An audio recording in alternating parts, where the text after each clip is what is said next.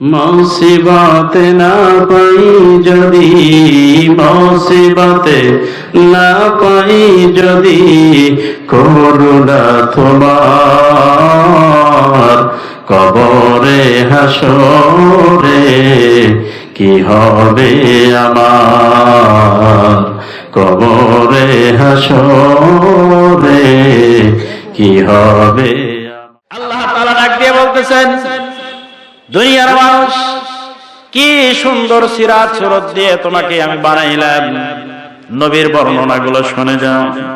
এত সুন্দর টেনশন তোমাকে নিয়ে আমি করলাম, কিন্তু দুনিয়াতে গেলা, আলাস্তু বিরাব্বিকুম ক্বালু বালা, স্বীকার করে গেলা, কিন্তু যাওয়ার পরে তুমি কেন আমার কথা রক্ষা করলা না, কেন আমার কথা বললা না, আমার গুণগান গাইলা না, আমার ইবাদত করলা না, বন্দেগী করলা না। অথচ আল্লাহ তাআলা সূরা ফাতিহার ভিতরে বলতেছে, আলহামদুলিল্লাহি রাব্বিল আলামিন। আল্লাহ তাআলা বলেন, আমি রব কেমন, রবকে চিনায়া কবরে যাও, রবের সাথে সম্পর্ক করে কবে যাও, মালিকের সাথে সম্পর্ক করে কবরে যাও।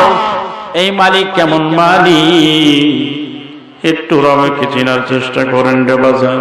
প্রতিটা মুহূর্তে 5 ওয়াক্ত নামাজে সূরা ফাতিহা তেলাওয়াত করি। সূরা ফাতিহা এমন একটা সূরা, অন্যান্য সূরা তা উলটপালট করে পড়া যায়। আজকে এই সূরা পড়লাম, কালকে ওই কেরাত পড়লাম, তারপরে এই কেরাত বললাম, এলোমেলো হয়ে যায়। কিন্তু 5 ওয়াক্ত নামাজে প্রত্যেকটা নামাজের রুকুতে কেরাতে আল্লাহ তাআলা সূরা ফাতিহা পড়ার বিধান করে দিলেন। একটা গান যদি একবার শুনেন বিরক্ত হয়ে যায়, দুইবার শুনলে বিরক্ত লাগে, তিনবার শুনলে শুনতে মনে চায় না। কিন্তু আল্লাহ তাআলার কালাম কোরআনুল কারীম, এই কোরআনুল কারীম তোমারে যে নাজিল করেছে, একটা সূরা একদিন না, 2 দিন না, কিয়ামত পর্যন্ত শুনলেও আল্লাহর কোরআন নামের কিতাবটা শুধু শুনতে ইচ্ছে করে। কোন সুবহানাল্লাহ। কি নিয়ামত এই কোরআনের ভিতরে দিয়েছে। এই কোরআন আপনার আমার ঘরে আছে না নাই? আল্লাহ তাআলার কোরআনটা প্রতিটা ঘরে ঘরে আছে। সূরা ফাতিহার শুরুতে আল্লাহ তাআলা বললেন, আলহামদুলিল্লাহি রাব্বিল আলামিন। সকল প্রশংসা এবং তারিফ এবং শুকর কার উপরে? ধরে বলেন, আল্লাহর উপরে। আল্লাহ ছাড়া কোনো মাবুদ, আল্লাহ ছাড়া কোনো ইলাহ, আল্লাহ ছাড়া কোনো ইলাহ নাই, আল্লাহ ছাড়া কোনো মাবুদ নাই। আল্লাহর সংবিধান ছাড়া দুনিয়াতে আর অন্য কোনো সংবিধান মানব না, মানতে পারি না। আমার ভাইয়েরা, আমার আল্লাহ তাআলা ডাক দিয়ে বলেন, আমি রব। কেমন রব? এই রবকে চিনায়া কবরে যাও, এই রবকে চিনায়া কবরে যাও। ছোটবেলা মা বাবা যখন আমি ছোট ছিলাম, সারাদিন মা সংসারের কাজকর্ম করেছে, সারাদিন বাবা চকে পাতারে কাজ করেছে, বাজারে গিয়েছে, দোকান করেছে, ব্যবসা করেছে, বাণিজ্য করেছে। ও বাজান, একটু দেরের কানটা লাগায় আমার দিকে তাকান রে বাজান, দেখেন এক ফোঁটা চোখের পানি আসে কিনা রে বাজান। আমার আল্লাহ কোরআনুল কারীমের ভিতরে বলে, ফালিয়াদহাকু কলিলান ওয়া লিয়াবকু কাসীরা। আল্লাহ তাআলা বলে, এক ফোঁটা চোখের পানি দিয়ে জাহান্নামের আগুন নিভিয়ে যাবে। অথচ আটলান্টিক মহাসাগরের পানি দিয়েও যদি জাহান্নামে ঢালা হয়, ওই আগুনটা নিভবে না, নিভবে না। তাহলে চোখের পানির এত দাম। আল্লাহু আকবার। দুনিয়াতে বন্ধু বন্ধু খেয়াল করে দেখো, দুনিয়াতে একজন আরেকজনের দিকে তাকাও। তোমার এই চোখের কোণায় যদি ময়লা জমে যায়, তোমার যদি কানের ভিতরে ময়লা জমে যায়, তোমার এই নাকের ভিতরে যদি ময়লা জমাট হয়ে যায়, তোমার শরীরের পোশাকটা যদি খারাপ হয়ে যায়, তোমার শরীর দিয়ে যদি দুর্গন্ধ হয়, তোমার হাত দিয়ে যদি ময়লা আবর্জনা জমে যায়, পাও দিয়ে যদি ময়লা আবর্জনা জড়ে যায়, শরীরের সমস্ত দেহে অঙ্গ পতঙ্গ দিয়ে দুর্গন্ধ ছড়ায়, এমন একটা বন্ধু যদি বন্ধুর কাছে যায়, ওই বন্ধু তোমারে ঘৃণা করবে, ঠিক না বেঠিক? সমাজের মানুষ তোমারে ঘৃণা করবে, ঠিক না বেঠিক? তোমার স্ত্রী ঘরে জায়গা দিবে না, মা বাবা ঘরে জায়গা দিবে না, অন্য কোনো মানুষ তোমাকে আশ্রয় দিবে না। আমার আল্লাহ তাআলা ডাক দিয়ে বলে, বান্দা যখন তুমি ওই অবস্থায় আমি রবকে রব বলে ডাক দাও, আল্লাহ বলে ডাক দাও, আল্লাহ বলে স্বীকার করো, আল্লাহ বলে স্বীকার করো, আমি আল্লাহ তোমার জন্য আসমানের দরজা আমি আল্লাহ খোলা রাখি। বল সুবহানাল্লাহ। নিশিরাত্রে ওইটা স্ত্রীরে ফাঁকি দেন, ছেলে সন্তানকে ফাঁকি দেন। সংসার জীবনটা হলো ধোঁকা, স্ত্রী ছেলে মেয়ে হলো ধোঁকা, আপনার ব্যাংক ব্যালেন্স হলো ধোঁকা, টাকা পয়সা সবকিছু হলো ধোঁকা, সবকিছু হলো ধোঁকা। নিশিরাত্রে যায় নামাজটা ফেলা যায়, আল্লাহর কুদরতি পাখানা জড়ায় ধরে বলেন সুবহান রাব্বিয়াল আলা, পাখানা জড়ায় ধরে বলেন আল্লাহ আমি গুনাহ করেছি, আমি ভুল করেছি, আল্লাহ আমাকে তুমি মাফ করে দাও, আল্লাহ আর জীবনে ভুল করব না, আল্লাহ আর কোনোদিন গুনাহ করব না। নিশিরাত্রে আমার চোখের পানি তুমি ছাড়া কেউ দেখে না, আমার কান্না তুমি ছাড়া কেউ দেখে না, আমার মনের আওয়াজ দিলের আওয়াজ তুমি ছাড়া কেউ শোনে না। আল্লাহ তুমি আমাকে মাফ করে দাও, তুমি আমাকে মাফ করে দাও। যতক্ষণ আল্লাহ তুমি আমারে মাফ না করবা আমি আল্লাহ তোমার কুদরতি পাওখানা ছেড়ব না, আমি আল্লাহ তোমার কুদরতি পাওখানা ছেড়ে দেব না। আমার আল্লাহ তাআলা ডাক দিয়ে বলে কুদরতি হাত, রহমতের হাত আমি আল্লাহ তোর মাথার উপরে বিলায়া দেই। তুই আমার এমন ভাবে ডাকিস বান্দা আমি সাইতে পারলাম না। সপ্তম আসমান নয়, প্রথম আসমান ভেদ করে আমি আল্লাহ নামাজের সামনে দাঁড়াইয়া বলি বান্দা তুই আমারে ডাকিস কে, আমি আল্লাহ তোরে মাফ করে দিলাম। আল্লাহকে চিনাই কবরে যাও, আল্লাহর সাথে সম্পর্ক করে কবরে যাও। আল্লাহর সাথে সম্পর্ক করে কবরে গেলে কি লাভ? কবর তোমাকে ছাড়বে না, ডানের মাটি বামের মাটি চাপ দিবে, ডানের মাটি সামনের মাটি পিছনের মাটি সব মাটি তোমারে চাপ দিবে। ধান ভাঙ্গানো মেশিনের মতো একটা ডোলা দিয়ে তোমারে সুইচ বানায় ফেলবে, তোমারে দুলা তুলা করে ফেলবে। ওই ঘর কারো জন্য হবে জাহান্নামের ঘর, ওই ঘরটা কারো জন্য হবে জান্নাতের ঘর। বাজানো আলহামদুলিল্লাহি রাব্বিল আলামিন। কেমন রব আমরা পেয়েছি, কেমন মালিক আমরা পেয়েছি, কেমন মালিকের গোলাম আমরা। একটু খেয়াল করে দেখেন, ছোটবেলায় আমার মা সারাদিন সংসারের কাজ করে আমাকে রাত্রে বেলায় বুকে জড়াইয়া ঘুমাইছে। বাবা সারাদিন চকে পাতারে ব্যবসা বাণিজ্য করতে যাইয়া রাত্রিবেলা আইসা আমাকে মধ্যে রেখে মা এবং বাবা ডানে ভাবে ঘুমাইয়া পড়ছে। গভীর রাত আমি একাই ল্যাপ তুষক দিয়ে খেলাইতেছি, পা দিয়ে খেলাই, হাত দিয়ে খেলাই, হাত দিয়ে ল্যাপটানি, পাও দিয়ে ল্যাপটানি। মা বাবা ঘুমায় গেছে, তাদের কোনো খেয়াল নাই, তাদের কোনো চিন্তা নাই। হঠাৎ করে ল্যাপটা আইসা আমার নাকের মাথার উপরে যখন পড়ছে, আমার শক্তি নাই ল্যাপটা সরাইয়া দিব, আমার শক্তি হয় না ল্যাপটা সরাইয়া দিব। আমার নিঃশ্বাস যখন বন্ধ হয়ে যাচ্ছিল, আমার নিঃশ্বাস যখন বন্ধ হয়ে যাচ্ছিল, আমার আল্লাহ তাআলা ডাক দিয়া বলে বান্দা এ মালায়েকাদের ফেরেশতারে তাকায়া দেখো, এই সন্তানের মা যখন ঘুম থেকে উঠে দেখবে সন্তান মারা গেছে, সন্তান নাই, তখন এই সন্তানের মা আরশের দিকে আসলখানা বাড়ায় কবে আল্লাহ আমার সন্তান খানা নিয়ে গেলা, কি কারণে নিয়ে গেলা? আমি আল্লাহ কোনো জবাব দিতে পারবো না, উত্তরও দিতে পারবো না। আমার বান্দির হাহাকার আর্তনাদ শুনে আমি আল্লাহ নিজে হতাশ হয়ে যাব। ওই বাবা উঠে বলবে আল্লাহ কি অপরাধ করেছিলাম, কি কারণে আমার সন্তান তুমি নিয়ে গেলা, কি কারণে নিয়ে গেলা, কি কারণে নিয়ে গেলা, এমন কথা বলবে। ফেরেশতারে কি করা যায়? ফেরেশতারা ডাক দিয়ে বলবে আল্লাহ আমি নিজেই যাইয়া ওই বান্দার ওই ছোট মাসুম বাচ্চার নাক থেকে ল্যাপটা সরায় দে। আমার আল্লাহ তাআলা বলে না না না, আমি স্বয়ং আল্লাহ নিজে যাইয়া ওই মাসুম বাচ্চার ল্যাপটা নাক থেকে সরায় দিলাম। আল্লাহু আকবার করে বলে এটা হলো রব, এটা হলো রব। এই রবের সাথে সম্পর্ক করো, রবকে চিনাইয়া কবরে দাও। ঠিক না ঠিক? রবকে যদি না চিনায় কবরে দাও, ভেজাল লাগবে, ভেজাল। দুনিয়াতে কেউ যদি আমার কাছ থেকে 1000 টাকার নোট নিয়ে যদি আমার 200 টাকা দেয়, আমার মাথা গরম হয়ে যায়। ঠিক না বেটি? আপন ভাইয়ের কাছ থেকে যদি জমি লিখে নেয়, মাথা গরম হয়ে যায়। দুনিয়ার সব হিসাব বুঝো বাজার, একটা পৃথিবীর সমান 10টা পৃথিবী একত্রিত করলে একটা হবে জান্নাত। আর একটা জান্নাত তোমাকে দেওয়া হবে যার শুরু আছে কিয়ামত পর্যন্ত, আর কোনো শেষ নাই। জোরে কোন সুবহানাল্লাহ। এটা হলো আদর্শ, এটা হলো কোরআনের আদর্শ। মাওলারে চিনাইয়া কবরে যাও। কেউ কোরআনের পক্ষ নেয়, কেউ কোরআনের বিপক্ষে যায়, কেউ নামাজের পক্ষে, কেউ নামাজের বিপক্ষে। না না, এক পক্ষে থাকতে হবে, লা ইলাহা ইল্লাল্লাহ মুহাম্মাদুর রাসূলুল্লাহ। ঠিক কি না? আমাদের নেতা এক, মুহাম্মদুর রাসূলুল্লাহ সাল্লাল্লাহু আলাইহি সাল্লাম, হাবিবে কিবরিয়া। ঠিক না ঠিক? এক নেতার অনুসারী আমরা, এক নেতার অনুসারী। সেই নেতা কিয়ামতের ময়দানে আপনাকে আমাকে হাউজে কাউসার পান করায়া জান্নাতে নিবে। কোন সুবহানাল্লাহ। কারণ আমার বাবার বাড়ি জান্নাতে। ঠিক না ঠিক? আমরা জান্নাতের সূত্র, জান্নাতের ওয়ারিস। ঠিক না? কোরআনে আল্লাহ তাআলা বলতেছে, উলাইকা হুমুল ওয়ারিসুন আল্লাযীনা ইয়ারিসুনাল ফিরদাউস হুম ফিহা খালিদুন। জোরে বল সুবহানাল্লাহ। আমরা তো পূর্বে সূত্রে জান্নাতের মালিক। ঠিক না ঠিক? বাবা ভুল করছে, ভুল করার কারণে আজকে আমরা মানিকগঞ্জ জেলা পাইছি। ঠিক না ঠিক? ভুল করার কারণে আজকে আমরা পুকুরিয়া এলাকা পাইছি। এই এলাকার ভিতরে আমরা বসবাস করতে পারছি। আজকে আমাদের এত জনসমুদ্র, এত মানুষ দুনিয়াতে আসছে আমার আপনার বাবা ভুল করার কারণে। যেরকম আল্লাহু আকবার। ভুল করে খারাপ করে নাই, ভালো করছে। ঠিক না ঠিক? দুনিয়াতে আমরা আসছি।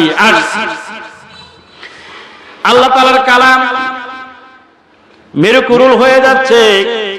সারা পৃথিবীর জমিনে যুদ্ধের সংঘর্ষের আলামত পাওয়া যায়।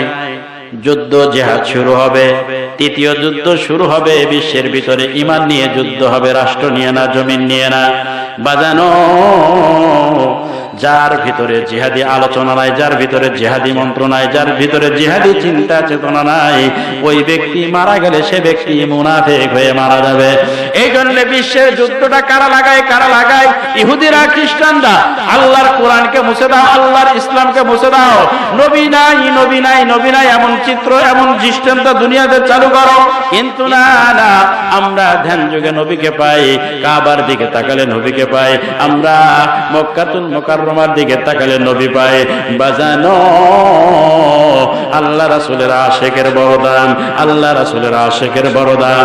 আল্লাহ রাসূলের আশিক হতে পারলে কিয়ামতের ময়দানে কপাল খুলে যাবে, কপাল খুলে যাবে। কারণ একটাবার চিন্তা করে দেখো, যারাই নবীকে সাধনা করেছে, নবী তার ঘরে হাজির। আমরা কেন সাধনা করতে পারি না?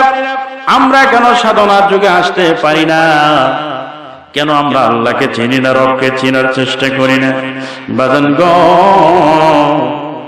রাবিয়ার বাবা ছিল গরিব একটা মানুষ। রাবিয়ার বাবা গরিব একটা মানুষ। ওই রাবিয়ার বাবার উপরে আল্লাহ তাআলা পয়গম পাঠালেন, রাসূল পয়গম পাঠালেন, যাও যাও তোমার জমিনে, তোমার দেশে, তোমার রাষ্ট্রে, তোমার গ্রামে যে বাদশা আছে, ওই বাদশা প্রতি রাত্রে 400 বার করে নবীর উপরে দরুদ শরীফ পড়তো। কিন্তু আজকে রাত্রে দরুদ পড়ে নাই।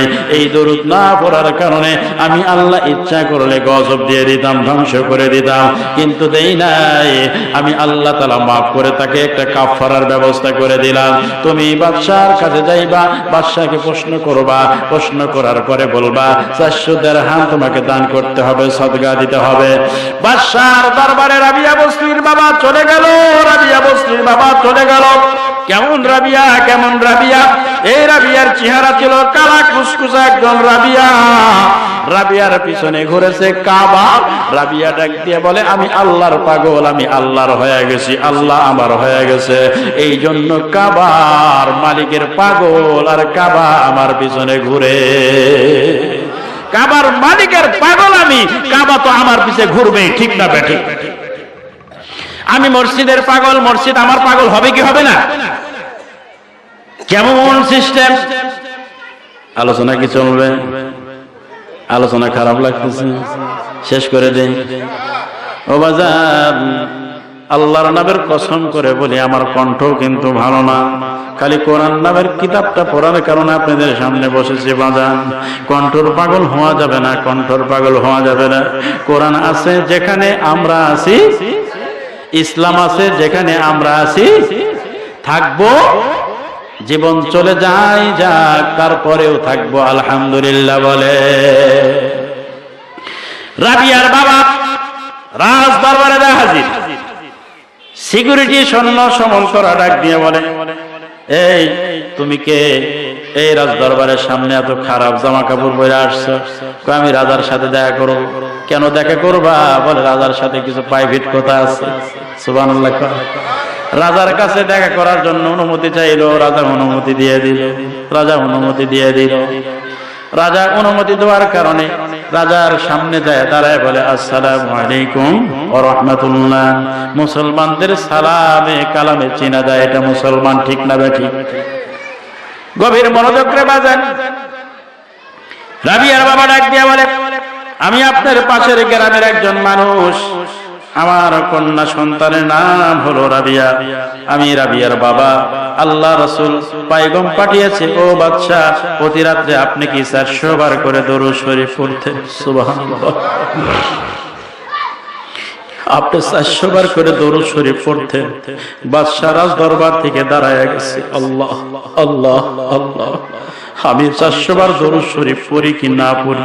এই সমাজে কত কোটিপতি আছে, কত বড় লোক আছে, কত চেয়ারম্যান আছে, মেম্বার আছে, মন্ত্রী আছে, মিনিস্টার আছে, আরেকটা রাজা আছে, আরেক দেশের রাজা আছে, কিন্তু তারা কেউ না জানার কারণে আজকে তুমি গরিব মানুষ জানলা। কারণ কে? কয় আমিও যে কাবার পাগল, আমিও যে কাবা শরীফের পাগল, আমিও যে মাওলার পাগল, আমি যে রওজা ওয়াথারের পাগল, আমি যে বিশ্ব নবী রাহমাতুল লিল আলামিনের পাগল। আমার এই বুকটা যদি খোদাই করা হয়, আমার এই বুকের ভিতরে একমাত্র আল্লাহ রাসূলের গুণগান। কান্নায় ভেঙ্গে পড়েছে, কান্নায় ভেঙ্গে পড়েছে। সেই মদিনাওয়ালা আমার ঘরে এসে ডাক দিয়ে কয়, যাও পয়গম নিয়ে যাও, আমার উপরে কেন 400 বার দরুদ শরীফ পড়া হলো না? আল্লাহু আকবার। এখন চিন্তা করে দেখেন, আজকে রাত্রে যদি এই এলাকার কোন ব্যক্তির ঘরে দিনের নবী মুহাম্মদুর রাসূলুল্লাহ সেরে বাজান, তার সাথে কি আপনার আমার ডিমান্ড কি বেশি হবে? বলেন হবে? নবীকে দেখে দেখে কতজন পাথর মারছে, আবার নবীকে দেখে দেখে কতজন কালেমা পড়ে ঈমান এনেছে। আমার নবী, আমার রাহমাতুল লিল আলামিন, সাইয়্যিদুল মুরসালিন, হাবিবে কিবরিয়া নবী গো, নবী যদি আজকে আমাদের এই মজলিসে আসে, মাহফিলে আসে, আমাদের জীবন সার্থক হয়ে যাবে, সার্থক হয়ে যাবে। আল্লাহর নবী দুইটা জিনিস বাস্তব এই দুনিয়াতে যতদিন থাকবে কিয়ামত হবে না। আল্লাহর নবীর স্ত্রী উম্মে হাবিবা ডাক দিয়া বলে, আমার দয়াল নবীর মতো নবী নাই, আমার বাদশার মতো বাদশা নাই, আমার আরবিয়ার মতো আরবি আর দুনিয়াতে নাই। ও বাজান রে, কোন দিকে আলোচনা করব? আশিকে রাসূলের কথা কোন দিকে বলবো, কোন কথা আলোচনা করব? আজকে আলোচনায় মন লেগেছে, ভালো লাগতেছে আপনাদের উপস্থিতি দেখে। যতক্ষণ কথা বলবো আমলের নিয়তে শুনবো বাজান। একটা কথা যদি বাড়িতে নিতে পারেন, ও পর্দার আড়ালের মা গো, একটা কথা আমলের নিয়তে শুনে যাও মা, ইহকালেও শান্তি, পরকালেও মুক্তি। জোরে কোন আমিন। রাবিয়ার বাবা ডাক দিয়ে বলে, তোমাকে 400 দিরহাম, 400 বার দরুদ পড়ার কারণে, না পড়ার কারণে 400 দিরহাম দিতে হবে, তাহলে তোমার কাফারা আদায় হয়ে যাবে। রাবিয়ার বাবার হাতে 400 দিরহাম দিয়েছে। দুয়ার পরে ডাক দিয়ে বলে, শোনো, আরো 200 দিরহাম আমি বাদশার পক্ষ থেকে তোমার উপরে হাদিয়া পেশ করলাম। সুবহানাল্লাহ। ছোট্ট রাবিয়া ডাক দিয়ে কয়, আল্লাহ, আজ কয়দিন হয় ঘরে খাবার নাই, আল্লাহকে ডাকি, আল্লাহকে ডাকি। আমাদের ছেলে মেয়েদেরকে আল্লাহমুখী করেন, আমাদের ছেলে মেয়েদেরকে মোবাইল থেকে দূরে রাখেন, আমাদের ছেলে মেয়েদেরকে দুনিয়াবি ফিতনা থেকে দূরে রাখেন। আমাদের ছেলে মেয়েরা দুনিয়াতে করে কি, আর আরশের নিচে সাহাবা আজমাইনদের ছেলে সন্তান করতো কি? এ যুবক ভাইরা আমার, মুরব্বী বাবার আমার, দিলের কান লাগাইয়া দেন। ছোট ছোট বাচ্চারা যদি নবীর জামানায় না ঘুমাতো, ডাক দিয়ে বলতো, রাসূল আসবে, আল্লাহ আসবে, ফেরেশতা আসবে, এ বাচ্চারা ঘুমাও। এমন কথা শুনতে শুনতে মায়ের কোলে ঢুলে ঢুলে ঘুমাইয়া গেছে। আর আমাদের দেশের বাচ্চা মোবাইলে যদি কার্টুন না দেখে, মোবাইলে যদি কার্টুন সেট করে না দেওয়া হয়, ওই বাচ্চাও ঘুমায় না, বাচ্চার মাও ঘুমায় না। ঠিক না বেটে? বাচ্চাও ঘুমায় না, বাচ্চার মাও ঘুমায়। কি জিনিস ঢুকে গেল, ঠিক না? কি জিনিস ঢুকে গেল যে হয়েছে কয়েকদিন বয়স সেও মোবাইল ধরে কথা বলতে পারুক না পারুক দাদা আছে না নাই? আজকে ছোট্ট একটা বাচ্চা, এমন একটা বাচ্চা, সেই বাচ্চা মোবাইলটা কানে নেয় দাদা দাদা। আল্লাহ, আমি চিন্তা করলাম এই বাচ্চা মনে হয় 9 মাস কালে ওই যে পেটের ভিতরে কি মোবাইল ধরে শিখাই দিছে, কথা কোন ঠিক কিনা? এমন হয়েছে কিনা জামানা? হায় রে হায় জামানা। রাস্তার পাশে এক বাচ্চা প্রস্রাব করতেছে, বললাম বাবা বস থেকে প্রস্রাব করা ভালো, কয় হুজুর কথা কইলে ঘুরাই দেব। কথা বোঝেন নাই হুজুর, কথা কইলে কিন্তু অস্ত্র ঘুরাই দেব। আল্লাহ মাফ করুক, বলে আমিন। বাচ্চারা ডাক দিয়ে বললাম বাবা দাঁড়ায় থেকে প্রস্রাব করা ঠিক না, বসে বসে প্রস্রাব করো। বাচ্চাকে কথা কইলে ঘুরাই দেব। তার মানে কি আমারে ভিজাই দিবে, ঠিক কিনা? ওই বাচ্চারা যদি আর কিছু শিক্ষা দিতে যায়, বাচ্চাকে শিখবে, বোঝা লাগবে ওই বাচ্চার বাবাও দাঁড়ায় প্রস্রাব করছে, বাচ্চাও দাঁড়ায় প্রস্রাব করে, ঠিক না বেটি? একজন ইমামের সাথে একজন ইমামের সম্পর্ক, একজন হাজির সাথে হাজির সম্পর্ক। আর এই দেশে যারা ইয়াবা ও বাবা বাবা ইত্যাদি ইত্যাদি ফিতনা ফেসাদে জড়িত, তাদের সাথে তাদের সম্পর্ক কেমনে হয়ে যায় একমাত্র আল্লাহ জানে, ঠিক না বেঠি? আহা, সমাজটা নষ্ট হয়ে গেছে। এমন নষ্ট সমাজ আমি জীবনে দেখি নাই। রাস্তার দিকে তাকাও যুবক, শুধু যুবকের লাশ।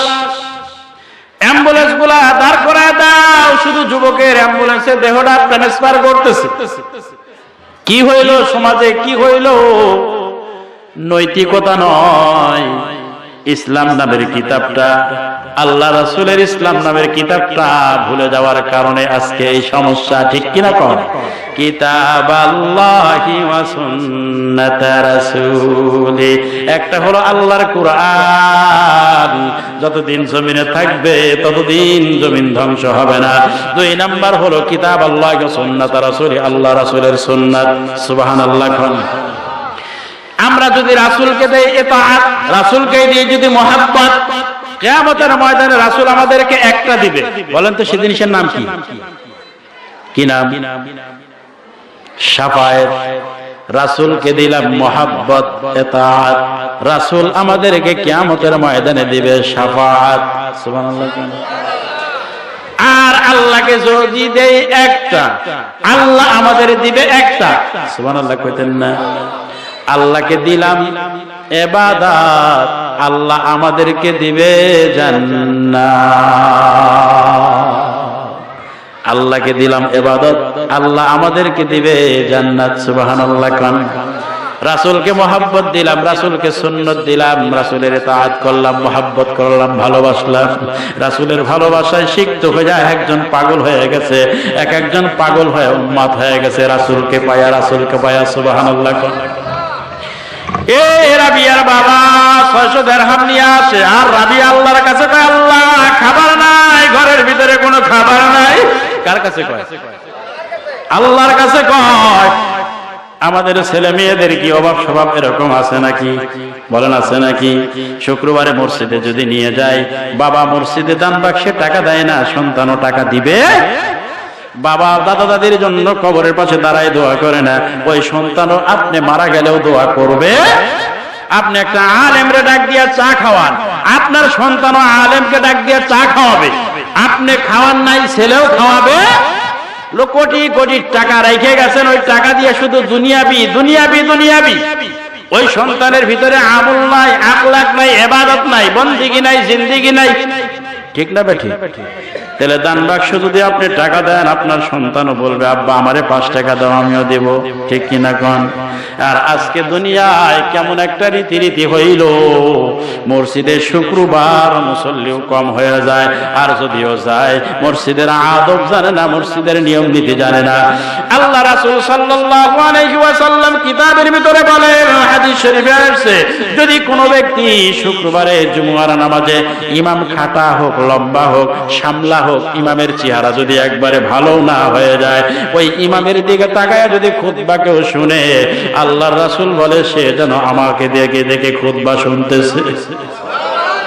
সুবহানাল্লাহর আওয়াজ এত দুর্বল কেন? ব্যাটারি কি চার্জ কম নাকি, নাকি শীত বেশি? কথা বলে জোরে বলেন আল্লাহু আকবার। সে রাসূলকে দেখে দেখে খুতবা শুনতেছে, আর আমাদের দেশে খুতবার সময় গল্প, কথা ইত্যাদি ইত্যাদি আছে না? পশ্চিম দিকে মুখে বাউ দিয়ে বসে আছে, এরকম জোড়া সিংহে বসে আছে, কি অবস্থা! একজন আরেকজনকে খোঁচায়। ইমাম সাহেব বলতেছে, ভাই কথা বলা নিষেধ, এই ইমাম পাল্টা ফেলা এটা ভালো না, চলবে না, এই খালি কথা বলে ইমাম সাহেব, বেশি বুঝে, কথা কোন ঠিক কিনা? আরে এরকম অপবাদ ইমামদের উপর আসে, জুলুম আসে, নির্যাতন আসে, ঠিক না বে ঠিক? না না, আল্লাহ রাসূল বলে, আমি যখন খুতবা দিতাম সমস্ত সাহাবীরা নামাজের সুরতে বৈশা খুতবা শুনতো, আর যে ব্যক্তি নামাজের সুরতে বৈশা ইমামের দিকে তাকায়া খুতবা শুনবে, ওই ব্যক্তির আমল নামার ভিতরে শুধু আমল লেখা হবে, নেকি লেখা হবে, তা কবুল নামাজের, নফল নামাজের সওয়াব লেখা হবে। সুবহানাল্লাহ করে কর। তাহলে মসজিদে যায় এখন থেকে কি করব? ইমামের দিকে তাকায় তাকায় খুতবা শুনব, ইনশাআল্লাহ পারবো তো ইনশাআল্লাহ। যদি পকেটে টাকা না থাকে এইভাবে পকেটে হাত দিবেন। আজকের মাহফিল ভিডিও হচ্ছে, রেকর্ডিং হচ্ছে, সারা বাংলার জমিনে চলে যাচ্ছে, সামনে আমার লাইভ দেওয়া আছে, সারা বিশ্বের মানুষ আমাকে দেখতেছে। এ বাজান, মসজিদের দান বাক্স যখন সামনে যায়, আল্লাহ তাআলা কুদরতি ক্যামেরা ধরে, ওই ক্যামেরাটার সামনে যদি হাতখানা এভাবে দান বাক্সে দিয়ে দেন, আপনি টাকা দেন নাই কিন্তু দোয়ার একটা ভান করলেন, আল্লাহ রাসূল বলে তোমারও দান আল্লাহর দরবারে কবুল হয়ে গেছে। সুবহানাল্লাহ। সিদ্দিক আকবর আবু বকর, সিদ্দিক আকবর আবু বকর, এই যে বজলুর রহমান ভাই আমারে এশার নামাজের আগে মসজিদটা ঘুরে ঘুরে দেখাইলো, পিছনের সাইডে কাজ ধরেছে। এই মসজিদ আপনার গাজীপুরের লোক এখানে দান করবে না, টঙ্গীর লোক এখানে দান করবে না, ঢাকা শহরের লোক দান করবে না, আপনার শরীর, আপনার দেহ, আপনার মন আপনাকেই দান করতে হবে, আপনার রক্ষণাবেক্ষণ করতে হবে, ঠিক না বে ঠিক? এই মসজিদ যত সুন্দর হবে কিয়ামতের ময়দানে তত আল্লাহ তাআলা খুশি হবে। এই মসজিদ কিয়ামতের ময়দানে রেলগাড়ি হবে, আর এই পুকুরিয়া এলাকার মানুষকে ডাক দিবে, এই জান্নাত, এই জান্নাত, এই জান্নাত, জান্নাতে উঠা আল্লাহর ঘরে আমরা চলে যাবো। সুবহানাল্লাহ। কারণ ডাইরেক্ট এটা আল্লাহর ঘর, সে আল্লাহর ঘরের মেহমান হয়ে এখানে বসতে পেরে খুশি না বেজা? জোরে কোন আলহামদুলিল্লাহ। তাহলে এই মসজিদে টাকা দেওয়া লাগবে আমাদের, দান করতে হবে আমাদের। আমাদের ঘরের টয়লেটের যে টাইলসের অবস্থা, কালকে এক টয়লেটে ঢুকে ভাই আমার বাথরুম করতে ভয় লাগছে, যদি বাইরে গেলে 10,000 টাকা জরিমানা লাগে, এমন একটা টাইলস লাগাইছে। আবার এশার নামাজ পড়তে নিয়ে গেছে এক মসজিদে, টিন সেট, ভিতর থেকে বাতাস আসতেছে, নামাজে দাঁড়ায় মনে হয় শরীরটা খালি কাঁপতেছে। কথা কন, সভাপতির হাতখানা ধরে বললাম, ভাই টয়লেটের টাইলস গুলোর যে দাম আর ডিমান্ড আর যে চকচক করতেছে, আল্লাহ আপনাকে ডাক দিয়ে বলবে কিয়ামতের ময়দানে, সভাপতি এখনো কেন মসজিদের টাইলস লাগে নাই, মসজিদ কেন ফাউন্ডেশন হয় নাই? কিছুক্ষণ বয়ান করার পরে, নসিহত করার পরে সভাপতি ডাক দিয়ে কয়, হুজুর আগামী বছর মাহফিলে এসে দেখবেন এই মসজিদের ভিতরে সবচেয়ে দামি টাইলস দিয়ে আমি ফাউন্ডেশন করে করে দেব। আল্লাহ ঘুরাই দেওয়ার মালিক, ঠিক কিনা কোন?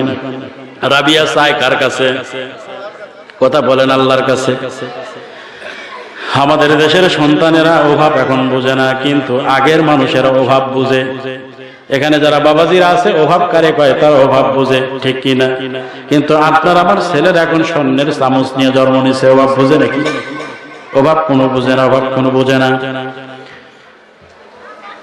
রাবিয়া বলছি আল্লাহর কাছে দেন, দেরহাম গুলো খাইতে খাইতে ফুরিয়ে যায়। রাবিয়ার বাবাটা ইন্তেকাল করে। রাবিয়া মানুষের বাড়িতে, একজন মুনিবের বাড়িতে কাজ করা শুরু করল। ডাক দিয়ে বলে, মালিক তুমি আমার দুনিয়াবি মালিক, আর আল্লাহর আখিরাতের একজন মালিক আমার আছে। আমি দুনিয়াতে আপনার গোলামি করব, আপনার বাড়ির কাজ করব, কিন্তু আমাকে সুযোগ দিতে হবে, আমার একজন মাওলা আছে, মাওলার গোলামি করার। সুবহানাল্লাহ। এবার আল্লাহকে যদি দিনে 50 মিনিট সময় দেন, 10 মিনিট করে একটা নামাজের সময় যদি দিয়ে দেন, এই যে নাক হলো সম্মানের প্রতীক, আর কপালটা হলো ভাগ্যের প্রতীক, ঠিক কিনা? বাজারে ব্যবসা করতে গেলে যদি ভাগ্য খারাপ হয়ে যায়, ওই মানুষ বলতেছে, ভাই কি ব্যবসা শুরু করলেন, আপনার তো কোনো আয় বরকত দেখি না, আমার কপাল পুড়ে গেছে, ঠিক না ঠিক? আবার যদি বিয়ে বাড়িতে যায়, বিয়ে অপমান হয়, ওই বিয়ের যদি বলে, ভাই কি বিয়ে খারাপ ব্যবহার করলো, হলো কে? আমার নাক কাটা গেছে, আমার সম্মান। তার মানে বোঝা লাগবে দুনিয়াতে হলো নাকটা হলো সম্মানের প্রতীক। আল্লাহু আকবার। দুনিয়াতে হলো নাকটা হলো সম্মানের প্রতীক, আর কপালটা হলো ভাগ্যের প্রতীক। আমার আল্লাহ তাআলা ডাক দিয়ে বলে, বান্দা জন্মের পর থেকে বাইজিদ বুস্তামিকের মতো, শেখ ফরিদের মতো, আহারে শাহজালাল আমিনের মতো, বড় বড় আল্লাহর ওলি, বড় বড় দাউস কুতুবুল আফজলদের মতো, বড় বড় হাক্কানি আলেমে দ্বীনদের মতো, তার রাত্রে বেলায় তাহাজ্জুদের নামাজ পড়িরা যতবার সিজদা করেছো, যতবার সিজদা করেছো, নাগার জমিনটা ঠেকায়া দিছো। আমার আল্লাহ তাআলা ডাক দিয়া বলে, কিয়ামতের ময়দানে বান্দা তোমার হয়রানি হওয়া লাগবে না, পেরেশান হওয়া লাগবে না, আমি আল্লাহ তোমারে মাফ করে জান্নাত দিয়ে দিব। এ বাজান খেয়াল করে দেখেন, আমাদের দেশের হিন্দুরাও আমাদের পক্ষে কথা বলে, এদেশের খ্রিস্টানরা আমাদের পক্ষে কথা বলে। বলতে পারেন হুজুর কিভাবে বলে? ওই হিন্দুরা সকাল বিকাল তুলসী গাছের গোড়ায় একটা গীতা পাঠ করে, ওই গীতার অর্থগুলো আমাদের ইসলাম ধর্মের অর্থের দিকে দাঁড়ায়। আলহামদুলিল্লাহ কোন? খালি ওরা কালেমা পড়ে না, কালেমা মানে না এই পর্যন্ত। আল্লাহ রাসূল বলে, একজন বিধর্মী যখন কালেমা স্বীকার করবে, তার জিন্দেগির গুনাহমাফ, জিন্দেগির গুনাহগুলো আল্লাহ আমলে পরিণত করে দিবে। সুবহানাল্লাহ। একজন হিন্দু মহিলারা তুলসী গাছের গোড়ায় দাঁড়ায় বলে, হিন্দু বাবারা তুলসী গাছের গোড়ায় দাঁড়ায় বলে, কত ব্রাহ্মণের সাথে আমি বসেছি, কত ব্রাহ্মণের সাথে আমার টকিং হয়েছে, চ্যালেঞ্জ করেছি বাজান, কতজন পূজা মণ্ডপ পরিচালনা করে এমন ব্যক্তিদের সাথে বসে বসে আমি কথা বলছে। এই গীতা পাঠ করে, গীতাটার মানে তর্জমা খুঁজতে যায়, দেখলাম এই তর্জমার ব্যাখ্যাগুলো সব ইসলাম ধর্মে। আল্লাহু আকবার বলেন। অর্থটা কি? একজন হিন্দু তুলসী গাছের গোড়ায় বলতেছে, অজ্ঞ আনন্দ বিক্ষোভে আশিষ্য অশ্বং স্বয়ং কিশোনাথ আহম্মদ মোহাম্মদ বৌদ্ধ ভগবান বৌদ্ধং শরণং গচ্ছামি সংবং শরণং গচ্ছামি ওং শান্তি ওং শান্তি ওং শান্তি। বলে কি বলে না? এখন এই কথার মানেটা কি? এখন আসেন খ্রিস্টানের ভাষায় কি বলে? পদমং মক্কাতং হিররাতুং কুররাতুন গুহা। খ্রিস্টানের ভাষায় বলে দিল, আর হিন্দুরা হিন্দুদের ভাষায় বলে দিল। তাহলে দুইটা কথার শাব্দিক অর্থ কোথায় গেল? এই জিনিসটা বোঝা লাগবে। তাফসির যখন শুরু হয়, তাফসিরের কথা ওলামায়ে কেরাম ছাড়া যেমন বোঝে না, আম মানুষ বোঝে না। ও বাজান, রুহুটা তিন ভাগে ভাগ করা হয়েছে। একটা হলো নবীদের রুহু, একটা হলো আউলিয়াদের রুহু, আর একটা হলো সাধারণ আমদের রুহু। জোরে কোন সুবহানাল্লাহ। আমার ভাইরা গভীর মনোযোগ। অজ্ঞ আনন্দ বিক্ষোভে আশিষ্য অশ্বং স্বয়ং কিশোনাথ আহম্মদ মোহাম্মদ বৌদ্ধ ভগবান বৌদ্ধং শরণং গচ্ছামি সংবং শরণং গচ্ছামি ওং শান্তি ওং শান্তি ওং শান্তি। এবং মৃত্যুর পরে যখন মুখে আগুন লাগায় যায়, পাছার ভিতরে আগুন লাগায় যখন পুরাইতে থাকে, ওরা ইচ্ছা করে শয়তানি করে, সেখানেও আমি দাঁড়ায় দাঁড়ায় দেখছি, ওখানেও আমাদের কথাগুলো বলে, কিন্তু ওই সময় কাজে লাগবে, কাজে লাগবে। মৃত্যুর পরে সব আমল বন্ধ হয়ে যায়, মৃত্যুর পরে সব কথা বন্ধ হয়ে যায়, নাকি চালু থাকে? আর আমাদের দেশের মানুষ মা বাবা বেঁচে আছে, ভাত দেয় না, অথচ মরে গেছে ভাই। মায়ের জন্য কি আত্মনাদ আছে না নাই? মায়ের জন্য লাখ লাখ টাকা খরচ করে গরু মাইরা মানুষদেরকে খাওয়ায়, আর বৈশা বৈশা মুস্টারে বাগাইতেছে, আর বলতেছে ভাই 3 লাখ টাকার খরচ করলাম, 5 লাখ টাকার খরচ করলাম। না না, আল্লাহ রাসূল বলছে জীবিত থাকাকালীন মা বাবার সেবা করো, মা বাবাকে খেদমত করো, মায়ের চিকিৎসা করো, মাকে এটা ওটা আইনা দাও। সোনার ভাইয়ের আমার বন্ধুরে, বাইজিদ বুস্তামি ছোট্ট মাসুম বাচ্চা, মা একটা গিলাস পানি পান করবে, মা পানি চাইছে, বাইজিদ রে একটা গিলাস পানি দাও। 1 গিলাস পানি খাওয়ানোর কারণে আল্লাহর কাছে দোয়া করলেন যায় নামাজে বসে, আল্লাহ আমার সন্তানকে হাক্কানি রব্বানি তুমি আল্লাহর ওলি হিসেবে কবুল করে নাও। ফেরেশতা আয়েশা সন্তানের নামটা যেমন খাতায় লিখে নিয়েছে। আমার সোনার ভাইয়েরা, আমার বন্ধুরে, আজকে দুনিয়াতে আল্লাহর ওলি হইতে গেলে কোনো ক্লাস লাগবে না, সাবজেক্ট লাগবে না। আল্লাহর আল্লাহর ওলি হইতে গেলে আল্লাহকে মেনে নাও, রাসূলের সুন্নাহ মেনে নাও, আল্লাহর কোরআন সুন্নাহর ভিত্তিতে জীবনকে গড়াও। আমার জীবন থাকতে, যৌবন থাকতে, এক ফোঁটা দেহে রক্তে থাকতে আল্লাহর হুকুম ছাড়া আর কোনো বিধান আর কোনো সিস্টেম মানতে পারবো সুবহানাল্লাহ কম না? এবার আসেন অজ্ঞ আনন্দ বিক্ষোভে আশিষ্য হিন্দুরা বলতেছে। এখানে যদি কোনো হিন্দু লোক থাকে আমার সাথে দেখা করবেন, চ্যালেঞ্জ করে বললাম এই গীতার মানে তারা তুলসী গাছের গোড়ায় বসে আল্লাহ রাসূলের নাম বলতেছে, তারা বুঝায় কিন্তু তারা মানে না, তারা বুঝায় তারা মানে না, তারা বলতেছে আমরা তো বলেই দেই, তারা বুঝে না। কিছু কিছু মানুষ চায়ের দোকানে টিভি চলে, টিভি দেখে দেখে কান্না করে, আসে না নাই? একজন মুরব্বী আমারে কয়, হুজুর আমার মইরা যাওয়ার আগে একটা কথা কার কাছে বলবো? আমি কেউ বলেন আমার কাছে? কয় শাবানা আর আলমগীর এখনো যে বিয়েই করে নাই, আমি তো জানি না এরা স্বামী স্ত্রী। তাহলে আমার এই জীবন ভরে শুনে আসলাম আর দেখে আসলাম তারা স্বামী স্ত্রী। এরকম বেহুদা টেনশনের লোক আছে না নাই? কি চিন্তা বাবা, দেখছেন নি কি ফিকির? কয় এই মরার আগে খালি এটা দেখলাম, এখনো তারা বিয়েই করে নাই, অথচ সারা জীবন জেনে আসলাম তারা স্বামী স্ত্রী। আছে না নাই? বাউল গান হচ্ছে, বাউল গানের তালে তালে তালে কান্না করতেছে, আছে না নাই? কি কান্না? আমার ইচ্ছে করে ওই জায়গা যায় আমার পাকা দিয়ে বাতাস করি, কান আরো আরামে কান। আছে না? আল্লাহর কোরআন করলে বয়ান তৃপ্তি বাড়ে লোক সমাজে, না করলে বয়ান নেই ক্ষতি। আল কোরআনে, কোরআনের কোনো ক্ষতি নাই, ক্ষতি আপনার আর আমার। ঠিক না বেঠে? রাবিয়া বলে দুনিয়াতে একটা মালিক তুমি, আর আমার আখিরাতের মালিক হলো আরেকটা, তার গোলামি করব, এই সুযোগটা দেওয়া লাগবে। তাহলে এই কথাটা ভেঙে দিই, মানেটা খুঁজে নিয়ে যাবেন। আশপাশে যদি কোনো হিন্দু ভাই থাকেন কথাটা মনে রাখবেন। অজ্ঞ আনন্দ বিক্ষোভে আশিষ্য, তার মানে কি? হে পৃথিবীর মানুষ, শান্তি মুক্তি নাজাত যদি পেতে চাও, ওই নবীর পথ অনুসরণ অনুকরণ করো। আহম্মদ মোহাম্মদ বৌদ্ধ ভগবান, অর্থাৎ কি? যে ব্যক্তি আহম্মদ সুরতে আব্দুল্লাহর নূরে রেখা কপালে আসছিল আর মোহাম্মদ হয়ে মা আমেনার গর্ভে প্রকাশ করলো, বৌদ্ধ ভগবান আল্লাহ তাআলার কুদরতি ইচ্ছায় দুনিয়াতে আয়েশায় সেজদা করলো আর বলল রব্বি হাবলি উম্মতি, রব্বি হাবলি উম্মতি, ওং শান্তি, ওং শান্তি, ওং শান্তি। তিনবার কথাটা বলছে। যদি সেই মুহাম্মাদের ধর্ম, সেই মুহাম্মাদের সুন্নাহ, মুহাম্মাদের উপরে কোরআন নাযিল করা হয়েছে, এইটা যদি তুমি মেনে নাও, এইটা যদি তুমি মানো, এই কথার উপরে যদি অটুট থাকো, ইহকালেও শান্তি, মরে গেলেও শান্তি, জান্নাতেও শান্তি। সুবহানাল্লাহ বলে গো।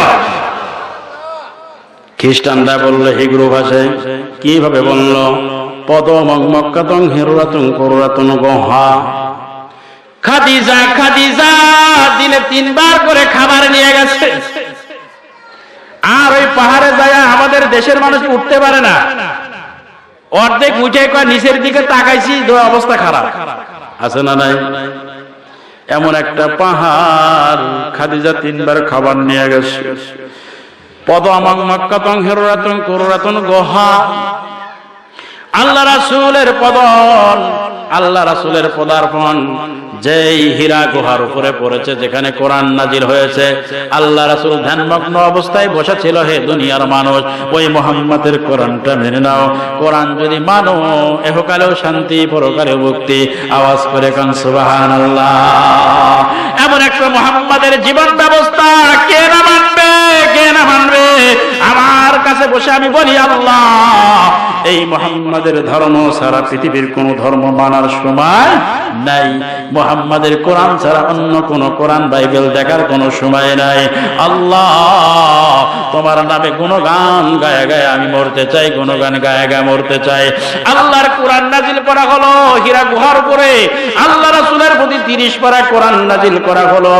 আল্লাহ রাসূল কোরআন তেলাওয়াত করবে, এমন একটা কোরআন, এমন একটা কোরআন, যেই কোরআন আজও আমাদের ঘরে আছে, মসজিদে আছে, সমাজে আছে। এই কোরআনটারে জড়ায় ধরেন, কোরআনটারে খুলে খুলে আপনি পৃষ্ঠাগুলো দেখেন, পড়তে পারলেন না, বুকে জড়াইয়া ধরেন, মুখে একটা সুমা লাগাইয়া দেন, আর আল্লাহকে আফসোস করে বলেন, আল্লাহ তুমি চক্ষু দিয়েছিলা কিন্তু কোরআন পড়তে পারি নাই। এ বন্ধুরে, একজন অন্ধ হাফেজের কাছে তোমার তো লজ্জা করা উচিত। একজন অন্ধ হাফেজ কোরআন না দেখে মুখস্থ করে আল্লাহর কোরআন তেলাওয়াত করতেছে, আছে না নাই? অথচ চোখ থাকতে আমরা দেখি না, চোখ থাকতে আমরা শুনি না, এরকম আছে না নাই? কোরআন পড়তেও পারে না, কোরআন জানেও না। যদি বলি সূরা ফাতিহা পড়েন, কয় হুজুর ফাতিহা পারি না, আলহামদু সূরাটা পারি। আবার যদি পড়ি সূরা ইখলাস পড়েন, কয় ইখলাস পারি না, সূরা কুল হু পারি। এরকম মানুষ আছে না না? আমি জীবনে একবার মওলা মদিনায় যাব, আমি জীবনে একবার মওলা মদিনায় যাব। তোমার রওজার পাশে গিয়ে, তোমার রওজার পাশে গিয়ে সালাম করব, আল্লাহ তোমার জান্নাতে যাব। সবাই কি জান্নাতে যেতে রাজি আছি? সবাই রাজি আছি? আল্লাহ তোমার জান্নাতে যাব। জোরে জোরে কান মারহাবা। বীর মুসলমান দরওয়াল কুরআন ফিরায়ে আনো সেই হারানো সম্মান। মারহাবা। বীর মুসলমান পরওয়াল কুরআন ফিরায়ে আনো সেই হারানো সম্মান। যেই কুরআন বলে হোয়া বলিয়ান, যেই ঈমান বলে হোয়া বলিয়ান, সত্তর সেই তরোয়ার দাওরে তুলে আবার পাপ কাটিয়া তুমি কররে চুরমার। বীর মুসলমান পরওয়াল কুরআন ফিরায়ে আনো সেই হারানো সম্মান। নারায়ে তাকবীর, নারায়ে তাকবীর।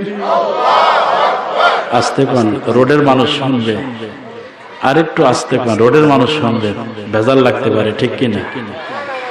নারায়ে তাকবীর আল্লাহু আকবারের স্লোগান যে ব্যক্তি দেয়, আল্লাহু আকবার যে ব্যক্তি বলে, ওই ঠোঁটের মাথায় থেকে 19 কিলো ফাঁকে শয়তান চলে যায়। সুবহানাল্লাহ। তাহলে নারায়ে তাকবীর কইতে কি ভয় লাগেনি? ভয় করার দরকার নাই। চক্ষুখানা বন্ধ করে দেখেন, আগামী দিন হলো টুপিওয়ালাদের দেশ, আগামী দিন হলো আল কোরআনের দেশ, আগামী দিন হবে বিশ্ব নবীর আদর্শ করা দেশ। আলহামদুলিল্লাহ। চাই কি চাই না? সব কিছু আমাদের জীবনে পরিবর্তন করার একটাই মাত্র বিধান, সেটা হলো আল কোরআন। ঠিক না বা ঠিক? কোরআন নামের কিতাব যদি বুকে জড়ায় নাও, রহমত সদা আসবে তোমার কাছে, বিপদ দূর হয়ে যাবে। ঠিক না বা ঠিক?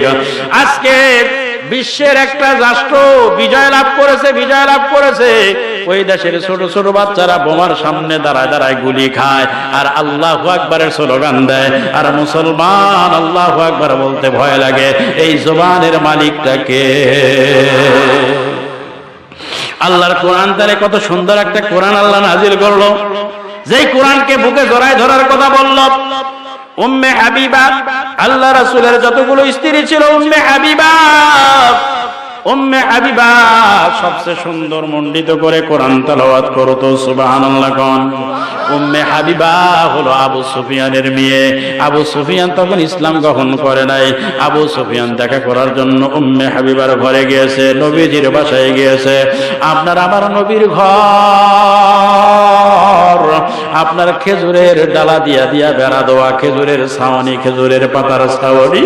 এই দিক দিয়ে তাকাইলে সামনে দেখা যায়, সামনে দিয়ে তাকাইলে পিছনের দিক দেখা যায়, আসমানের দিক তাকাইলে আসমান দেখা যায়।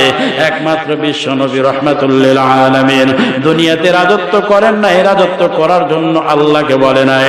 আল্লাহকে রাজত্ব করার কথা বললে আমার আল্লাহ তাআলা সুন্দর করে দিত বাড়িঘর, সুন্দর করে দিত বাড়িঘর। আমার আল্লাহ রাসূল সাল্লাল্লাহু আলাইহি ওয়াসাল্লামের ঘরে প্রবেশ করবে, বাইরে থেকে ডাক দিয়ে বলে, উম্মে হাবিবা বাড়িতে আসো। উম্মে হাবিবা ডাক দিয়ে বলে, কে? বলে, আমি আবু সুফিয়ান। বলে, বাবা 1 মিনিট দাঁড়াও, 1 মিনিট দাঁড়াও, তুমি ঘরে ঢুকতে পারবে না। 1 মিনিট দাঁড়ানোর কথা বলে ওই যে খেজুরের ডালার ফাঁকা ফাঁকা দিয়ে তাকায়া দেখে ঘরের ভিতরে একটা কম্বল ছিল, পুরাতন একটা কম্বল। কম্বলটা উঠাইয়া ভাঁজ করে এক সাইডে রাখছে, আর এক পাশে ছিল খেজুরের পাটি। ওই খেজুরের পাটিটা উঠাইয়া ভাঁজ করে রাখছে। এবার বলে আব্বা আসেন, আব্বা বসেন, আব্বা বসেন। ডাক দিয়ে বলে মা রে, আমার সিংহাসনটা কত বড়, আমার সিংহাসনটা কত বড়। আমি যে জায়গায় বসি তোমার রাসূলের সেই সিংহাসন নাই, তোমার রাসূলের সেই যোগ্যতা নাই। নাউযুবিল্লাহ। এমন কথা যখন বলেছে, উম্মে হাবিবা চোখের পানি ছেড়ে দিয়ে বলে তুমি আমার বাবা, আর একটা শব্দ যদি ব্যবহার করো আমি ভুলে যাব। আজকে আমাদের দেশের মেয়েরা মা বাবার কাছে বিচার দিয়া সোনার সংসার দেয় নষ্ট করিয়া। আরে কত সুন্দর সংসার হয় জীবদ্দশায়। মেয়েদের কথা শুনি না, মেয়ের জামাইরে আঘাত করবেন না, মেয়েদের কথা শুনি না, আশ্রয় দিবেন না, প্রশ্রয় দিবেন না। আল্লাহ রাসূল বলে ওই ঘরের ভিতরে কোরআন আছে, সুন্নাহ আছে, পাঁচ ওয়াক্ত নামাজ আছে। যেই ঘরের ভিতরে স্বামী স্ত্রী নামাজ কালাম পড়ে, একজন কোরআন তেলাওয়াত করে, আরেকজন শুনে। আজকে আমাদের ঘরের ভিতরে সালাম নাই, কালাম নাই, ঠিক না বেঠে? আছে না? সালাম আছে? নাই নাই। একজন ব্যক্তি হুজুরের ওয়াজ শুনে মনটা গলে গেছে, আজকে রাতে বাসায় যা স্ত্রীকে সালাম দেব। স্ত্রী যায় দেখে এরকম পশ্চিম দিকে মাথা দিয়া আর উত্তর দিকে পাও দিয়া এমন সুন্দর করে শুয়ে আছে। চারদিক দিয়ে খানায় খাবার মতো তোয়াব করে সালাম দিবে কাকে, দেখে নাক ডাকাইয়া ঘুম দিছে। সালাম আলাইকুম, সালাম আলাইকুম, সালাম আলাইকুম। শুনে না, শুনে না। রাগ কইরা স্ত্রীর পাও দুইটা ধইরা ঝাঁকা দিয়া কয় আসসালাম। স্ত্রী ঘুম থেকে তো কমপক্ষে 3-4 হাত লাফায় উঠছে। কি করলা? হুজুরের ওয়াজ শুনাইছে, আজকে সালাম দিলাম।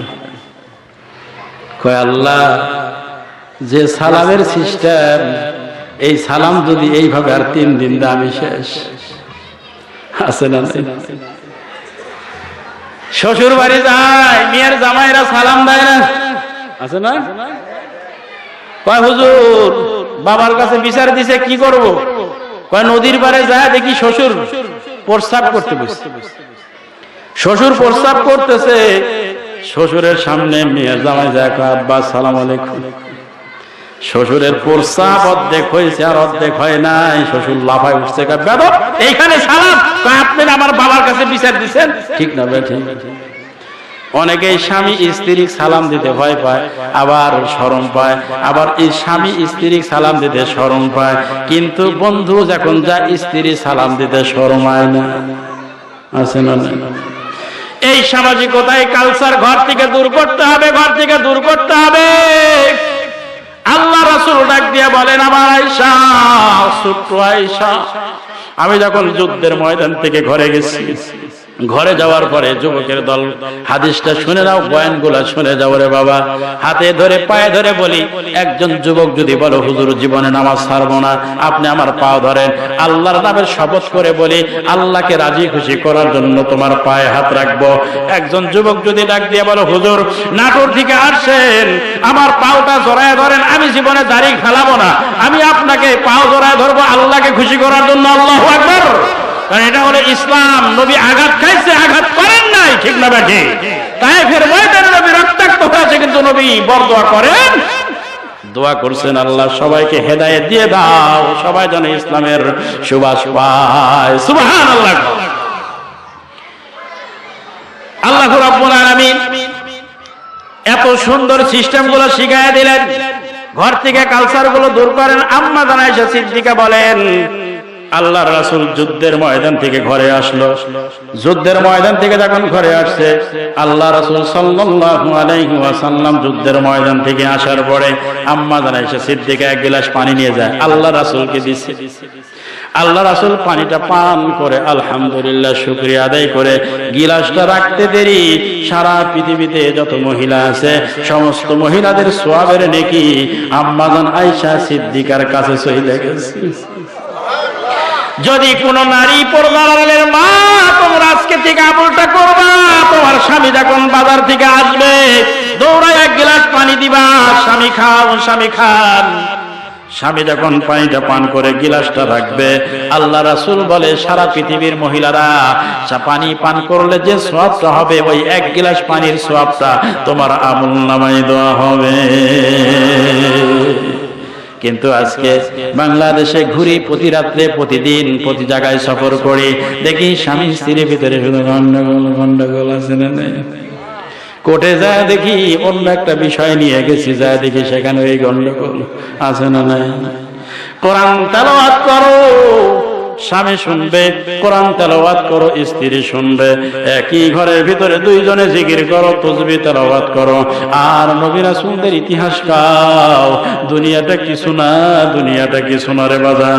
চোখটা বন্ধ করলেই তোমার হেসরায় কবরের দিকে নিবে। হাইরে মরণ, সব রাইখে তোমার অন্ধকার কবরে যাওয়া লাগবে। তোমার সাদা কাপড় দিয়া প্যাকেট করবে রে যুবক, চকলেটের মতো পেঁচাইয়া দিবে। তুমি যে গরু পালতে, গরু তোমার দিকে তাকাইয়া থাকবে তোমার লাশটা ধোয়ানোর সময়। তুমি যে বিলাই পালতে, বিলাইটা তোমার দিকে তাকাইয়া থাকবে। আর ছোট বাচ্চা যারা বোঝে না তারা বলবে আমার বাবা ঘুমাইছে। আপনার ধোয়ানো পানির উপরে দিয়ে তারা খেলাধুলা করবে। ও পর্দার আলের মা, লাল শাড়ি পইরা যে স্বামীর ঘরে ঢুকেছ রে মা, ওই ঘর থেকে নিয়ত করো লাল শাড়ি বাদ দিয়ে সাদা শাড়ি পরে আমি কবরস্থানে যাব, কবরে যাব। আম্মা জান উম্মে হাবিবা ডাক দিয়ে বলে বাবার একটা কথা যদি বলো, একটা কথা যদি বলো আমি ভুলে যাব। তুমি আমার বাবা, তুমি আমার বাবা। এই যে রাসূলের তরবারি, এই তরবারি হাতে নিয়ে একটা কোপ দিয়ে তোমার মাথাটা আলাদা করে দিব। আল্লাহু আকবার। আবু সুফিয়ান রাগ করে চলে যায়, ডাক দিয়েছে বাবা শুনে যাও, এই যে আমার রাসূলের ছিঁড়া একটা কম্বলের কথা বললা, এই যে আমার রাসূলের ঘরের ছিঁড়া পাটির কথা বললা, যুবকের দল কত সুন্দর ঘরে ঘুমাও রে বাজান, ঘুম আসে না। আমার নবী রাজত্ব করে নাই, রাজত্ব করে নাই। আমার নবী হলো উম্মতের জন্য ব্যথায় ব্যথিত হয়ে কান্না করেছে। আমার নবী এতিম, আমার নবী উম্মে নবী, আখির নবী, বিশ্ব নবী, রাহমাতুল লিল আলামিন। মায়ের গর্ভে নয়, আদম আলাইহিস সালাম যখন কাদা আর মাটি ছিল, তখন আল্লাহর নবী আরশে আযমে সিজদা দিয়া নক্ষত্রের ভিতরে, সেখানেও কান্না করছে রব্বি হাবলি উম্মতি। জোরে আওয়াজ করে কোন সুবহানাল্লাহ। বন্ধুরে আমার, উম্মে হাবিবা ডাক দিয়ে বলে বাবা কিয়ামতের ময়দানে মুসিবতের দিনে আমার আল্লাহ ডাক দিয়া বলবে শুনে যাও, এক পাল্লায় আমার নবীজির ছিঁড়া কম্বলটা উঠাইয়া দাও, আমার নবীজির গায়ের চাদরটা মোবারক উঠাইয়া দাও। আমার নবীর গায়ের চাদর মোবারক এক পাল্লায় দেওয়া হবে। 7 আসমান 7 জমিন 7 তরফ মাটির নিচে যত জায়গা আছে, নদী নালা খাল বিল, গাছের পাতা, গাছের দাম, পানি মাখলুক সহকারে এক পাল্লা উঠাইয়া দাও। আমার উম্মতের জন্য এই পাল্লাটা, নবীর কম্বলের পাল্লাটা ভালো হয়ে যাবে। কারণ জানি আল্লাহ রাসূলের গায়ে মোবারক যা ছিল সেই পোশাকের যদি এত দাম হয়ে যায়। উম্মে হাবিবা এত সুন্দর করে বলতেছে বাবা কিয়ামতের ময়দানে মুসিবতের দিন, যেদিনকে আমার রাসূলের উম্মতেরা, আমার হাবিবের উম্মতেরা, আমার বাদশার উম্মতেরা এমন করে যখন নাফসি নাফসি করে কাঁদবে, আমার আল্লাহ এক পাটি যদি এক পাল্লায় তুলে দেওয়া হয়, আর সমস্ত পৃথিবী আসমান যদি এক পাল্লায় তুলে দেওয়া হয়, বাবা গো আমার বাবা তুমি শুনে যাও, আমার রাসূলের এই পাটির ওজনটা কিয়ামতের ময়দানে বেশি হয়ে যাবে। একটা মুখ বন্ধ রাখবেন না, ধরে কোন সুবহানাল্লাহ। আল্লাহ রাসূল সাল্লাল্লাহু আলাইহি ওয়াসাল্লাম এত দামি, এত দামি, এত দামি, এত দামি, আমার আল্লাহ সম্মান করলেন। আমার সাল্লাকা ইল্লা রাহমাতাল লিল আলামিন, আমার আল্লাহ সম্মান করলেন আল্লাহুম্মা সাল্লি আলা মুহাম্মদ। আমার আল্লাহ সারা পৃথিবীতে হাইলাইট করলেন নবীকে, যেখানে আমার আল্লাহ সেখানে নবী রহমত, যেখানে আমার নবী সেখানে আমার আল্লাহ। আল্লাহ রাসূল দুইজনে প্রেম করলো গোপনে, সাধারণ মানুষে বুঝলাম না। এই জন্য রবকে সিনায় কবরে দাও, আল্লাহকে সিনায় কবরে দাও, আল্লাহর পাগল হয়ে কবরে দাও। এ যুবকের দল, তোমরা যদি যদি আজকে উমরের আদর্শ গ্রহণ করতে পারো রে যুবক, কিয়ামতের ময়দানে মুসিবতের দিনে আমার আল্লাহ রব্বুল আলামিন মা আয়েশা সিদ্দিকার হাতে পানি পান করে তোমার জান্নাতে দিবে। সুবহানাল্লাহ। কারণ আমি কিচ্ছু চাই না, আমি শুধু আল্লাহরে চাই। আমি কিচ্ছু চাই না, শুধু আমি নবীরে চাই। আমি কিচ্ছু চাই না, নিশিরাত্রে আল্লাহরে ডাকতে চাই। আমি কিচ্ছু চাই না, নিশিরাত্রে আল্লাহর পাগল হয়ে থাকতে চাই। সোনার ভাইয়ের আমার বন্ধুরে, আল্লাহ রাব্বুল আলামিন এই জমিনে যদি নবীর প্রতি দরুদ শরীফ পড়ার কারণে দুনিয়া যদি ধ্বংস করে দিতেন, সেই আম্মাজান আয়েশার কথা, সেই উম্মে হাবিবার কথা আপনারা শুনলেন। আদর্শ নিতে হবে ঘরেতে, আদর্শ নিতে হবে আমলে, আদর্শ নিতে হবে চরিত্রে, আদর্শ নিতে হবে বাস্তবে, কাজে কর্মে মিলায়া। আল্লাহর মসজিদে যাইতে হবে, ঘরের ভিতরে নামাজ কায়েম করতে হবে, দিন প্রতিষ্ঠা করতে হবে, পর্দা কায়েম করতে হবে। পর্দা করা ফরজ, নামাজ পড়াও ফরজ। এর বিধান কোনো লগ্ন করা যাবে না, এর বিধান থেকে কোনো সরে আসা যাবে না। একটু খেয়াল করে দেখেন, রাবিয়া নিশি রাত্রে আল্লাহর ইবাদত করে, ওই ইহুদি মালিক এরকম বিরক্ত হয়ে যায়, তাকে মারধর করে, তাকে টর্চর করে, তারপর আল্লাহর কাছ থেকে সরে যায় না। আল্লাহ রাব্বুল আলামিনের পাগল হয়ে যায়। আল্লাহ রাব্বুল আলামিনের পাগল হইয়া আল্লাহর কাছে দোয়া করে, আল্লাহ এই ইহুদি মালিককে তুমি হেদায়েত দাও, হেদায়েত দিয়ে দাও। ইহুদি মালিকের কথা যতই কান্নাকাটি করে বলে, ইহুদি মালিক দরজাটা একটু লুকাইয়া খুলে দেখে, রাবিয়ারে মারলাম, রাবিয়ারে বকলাম, রাবিয়া আল্লাহর কাছে আমার কথাই বলে। আর সারা ঘর লাইট নাই, বাতি নাই, সারা ঘর আলোকিত হয়ে গেছে। আল্লাহ প্রদত্ত নূর অবশ্যই এখানে আছে। রাবিয়ারে রাবিয়া, ওই আল্লাহর কালেমা, ওই রাসূলের কালেমা, ওই বাণী আমাকে পড়াইয়া দাও।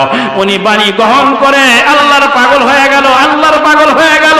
দুনিয়াতে আল্লাহর পাগল না হয়ে মৃত্যুবরণ কইরো না, আল্লাহর না চিনায় কবরে যাও না। আরে ভাই, দুনিয়াতে কুকুরে দিয়ে উদাহরণ দেওয়া হয়েছে।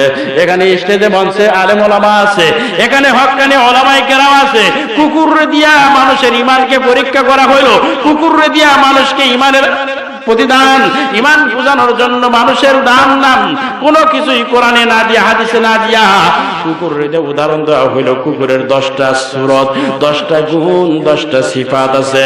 এই সিফাতটা যদি কোনো ব্যক্তি গ্রহণ করে কবরে আসতে পারো, আল্লাহ কিয়ামতের ময়দানে তোমার বিনা হিসেবে জান্নাত করবে দান। কুকুরের উদাহরণ দিচ্ছে। এখন চিন্তা করতে পারেন যে হুজুর কুকুরের উদাহরণ দিল কে? আমার মানুষ দিল না কেন? কুকুরের উদাহরণ দেওয়া হয়েছে তোমাকে বুঝানোর জন্য, তোমাকে ঈমানের পথে আনার জন্য। ঠিকটা বেঠিক? কুকুর জীবনে তার কোনো ব্যাংক ব্যালেন্স নাই। কুকুর কোনোদিন পেট ভরে খাবার খায় না। কুকুর কোনোদিন নিজে থাকার জন্য একটা বাড়ি ঘর করে না। কুকুর তার মালিকের গায়ের ঘ্রাণ দেখলে বুঝতে পারে। কুকুর খাইবার দিলেও খায়, না খাইবার দিল আপনার বাড়ি পাহারা দেয়। ঠিক না বেঠিক? তাহলে এমন গুণ কার কার ভিতরে আছে? আজকে ফজরের নামাজ থেকে শুরু করব, নামাজ চলে যায়, আজান হয়ে যায়, আমরা মসজিদে যাই না। জানাজার কাতারে দাঁড়ায় ইমাম সাহেবরা বলে লোকটা কেমন ছিল, চিৎকার করে কই লোকটা ভালো ছিল। ঠিক কিনা? ঢাকায় একটা জানাজায় গেলাম, গার্মেন্টসের মালিক সামনে দাঁড়ায় কয় লোকটা কেমন ছিল, আমাদের ডাইরেক্টর এমডি মালিক কেমন ছিল। আমার কাতারে যে লোকটা ছিল, ওই লোকগুলো ডাক দিয়া কয় হুজুর হাইরে খারাপ, আর আমাদের এখনো বেতন বকিয়া পাই, এখনো বোনাস পাই, টাকা দেয় না, লোকটা খারাপ ছিল। তখন আমি কই ভাই এই মাত্র বললেন লোকটা ভালো ছিল, ওইটা তো আমি অন্তর থেকে বলি নাই, ঠোঁট থেকে বলছি। আমি ডাক দিয়ে কইলাম ভাই আল্লাহ অন্তরেরটা নেয়, আল্লাহ ঠোঁটেরটা নেয় না।